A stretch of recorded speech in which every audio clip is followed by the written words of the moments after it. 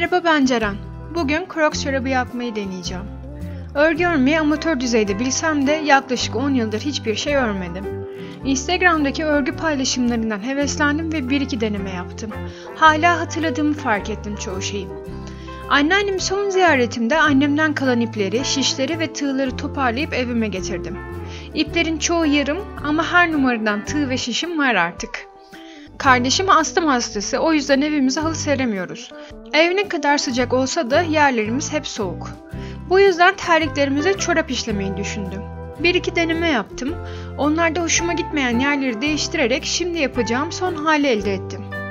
Elimdeki ip yün akrilik karışım. Bir projeden kalma çok az bir yumaktı. Ama bir çift çorap çıkarmaya yetti. Her bir tek için 20 gram ip kullandım. İpin kalınlığı, şişin kalınlığı ve örgü sıklığına göre değişecektir bu rakamlar. Şunun için söyledim aslında gramajı, elinizde kalan ufak iplerle deneme yapabilirsiniz. Rengarenk yapılsa hatta çok daha güzel olur. Benim ayağım 37 numara. Bu ölçüler 6-8 numara Crocs, 2,5 numara misinalı şiş ve elimde gördüğünüz ipe göre verilmiştir. İpin etiketi yoktu ama eminim görüntüsünden anlamışsınızdır kalınlığını. İlmek alarak başlıyorum. Benim kullandığım yöntemi görmektesiniz. Birçok ilmek alma yöntemi var, benimki de bu. 36 tane ilmek alıyorum şişimin üzerine.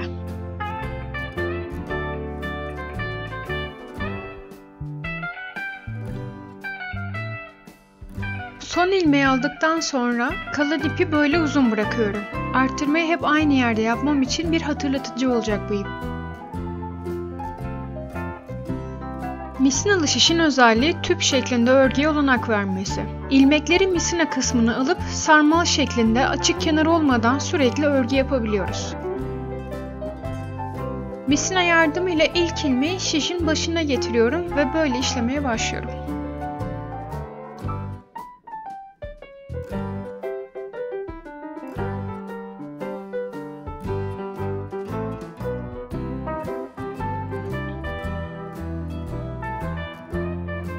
Çift şişle örgü örerken ördüğümüz sıra bitince şişi çeviriyoruz ve ilmeği geldiği gibi alıyoruz. Aslında şişi çevirerek yönünü düzeltmiş oluyoruz. Ama misina ile örgü yaparken sarmal şeklinde sürekli aynı yön üzerinden örüyoruz. Çift şişle düz örgü yapmak için ilmeği geldiği gibi alırken misina ile düz örgü elde edebilmek için hep aynı yönden ilmeği almak gerekiyor. Ben de ilmekleri hep dışarı yönden aldım. Bunu çözene kadar birkaç defa söküp tekrar işledim.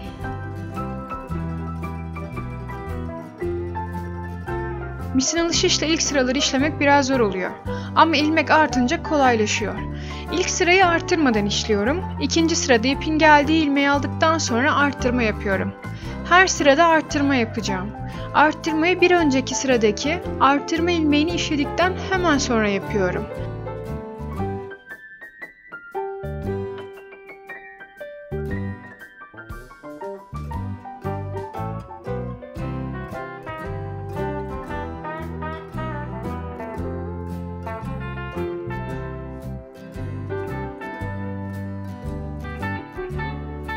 ...36 ilmeği 55 ilmek yapana kadar her sırada bir tane arttırmaya devam ediyorum.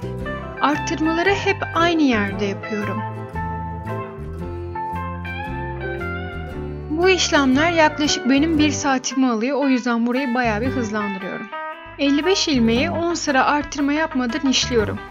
Sonra daha önce arttırma yaptığım yere denk gelecek şekilde 3 sıra daha arttırma yapıyorum. Arttırmalar bittikten sonra 5 sıra daha arttırma yapmadan işliyorum. Yaptığım her adımı aşağı açıklamalar kısmına tek tek yazacağım.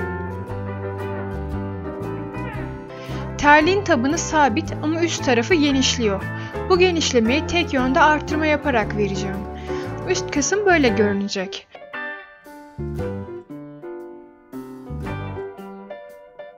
Sonradan yaptığım 3 arttırma burası. Taban için 28 ilmek bırakıp kalan tüm ilmekleri kesiyorum. Eğer tabanı bulamıyorsanız ilmek alırken uzun bıraktığımız ip vardı. Bu ipi bir kenar kabul edip diğer kenarı da bulun. Arttırma yapılmayan kısım taban kısmımız olacak.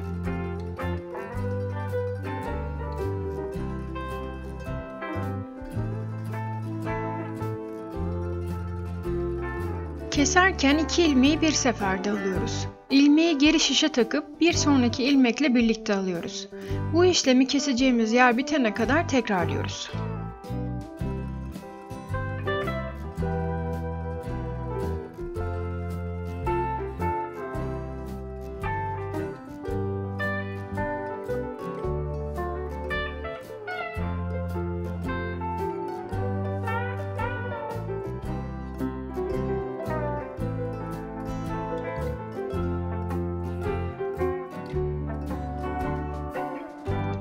Kesmeyi bitirdim. Tabanı örmeye devam edeceğim. Buradan sonra çift şişle örüyormuş gibi örüyorum. Yani ilmekleri geldiği gibi alıyorum.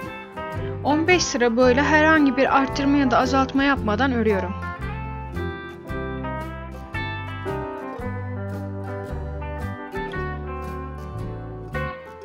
...15 sıra işledikten sonra ilk 2 ilmeği ve son 2 ilmeği kesiyorum. Kesme sonrası 1 sıra kesmeden işliyorum. Diğer sırada yine ilk 2 ve son 2 ilmeği kesiyorum. Arkasına 1 sıra kesmeden örüyorum. Bu işlemi toplamda 5 defa tekrar ediyorum. Son kesmeyi yaptıktan sonra 1 sıra daha düz işliyorum ve tümünü bu sıradan sonra kesiyorum.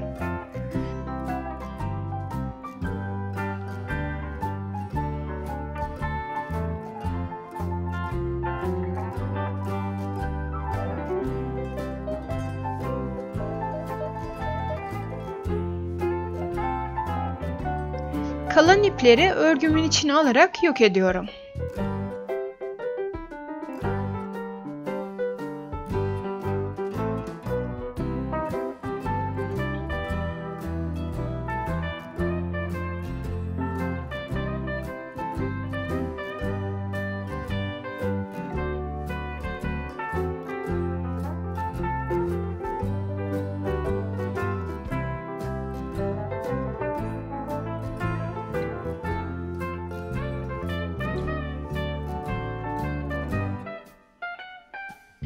Çorabın ucunu örerek kapatıyorum.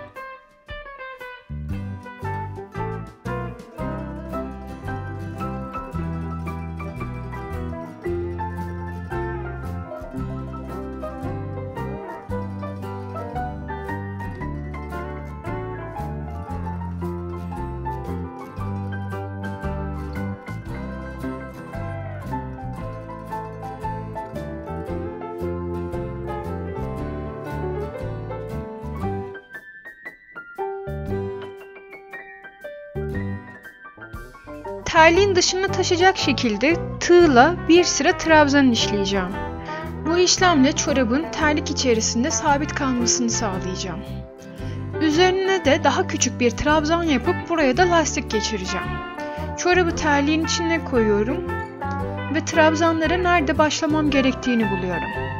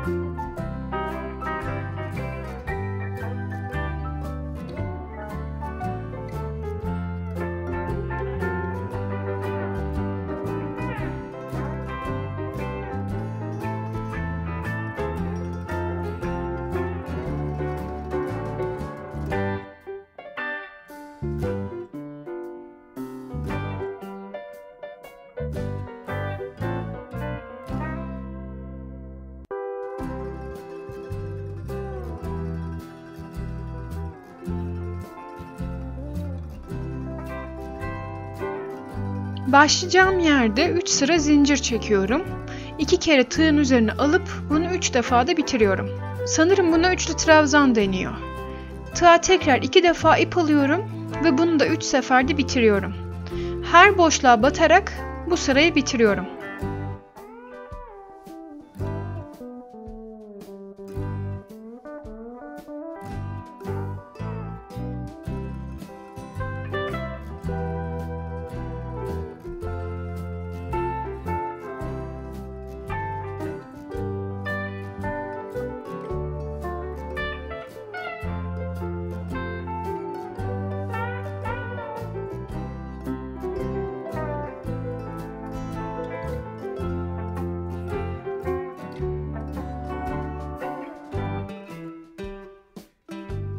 Bitirdiğim yerden 2 sıra zincir çekip üste çıkıyorum. Tığa bir defa ip alıp 2 defa da ipi bitiriyorum.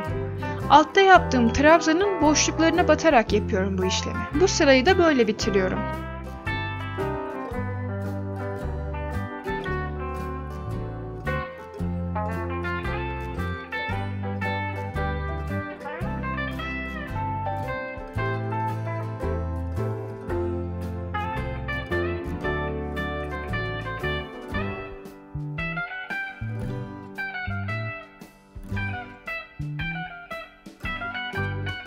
Terliğin bandının altına gelecek yerleri belirleyip buraya da ikili trabzan geçiyorum.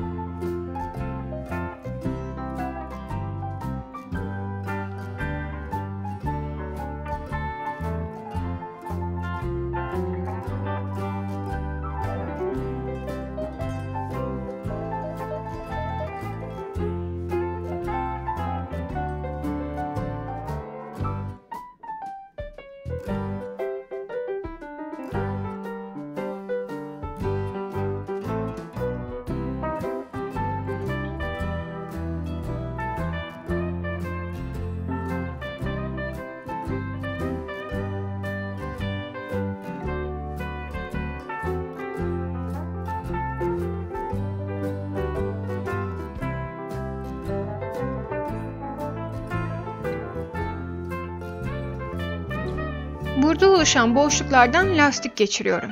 Ben maske lastiği kullandım. Lastiğin rengi önemsiz çünkü görünmeyecek.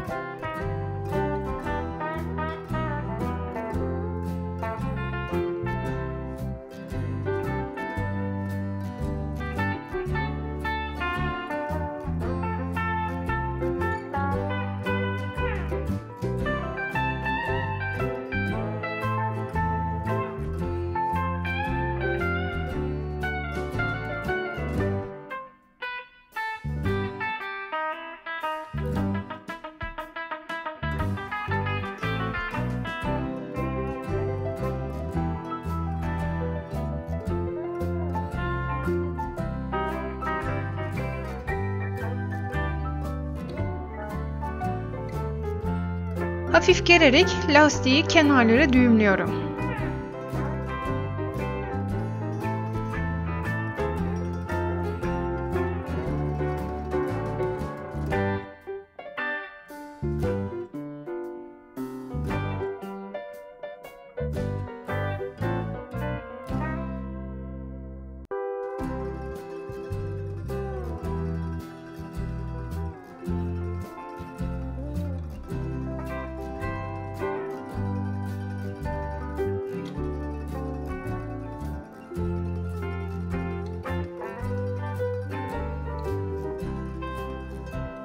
Benim yaptığım çorap böyle görünüyor. Daha iyi nasıl yapılır bir fikriniz varsa bana yazın lütfen. Sevgiler.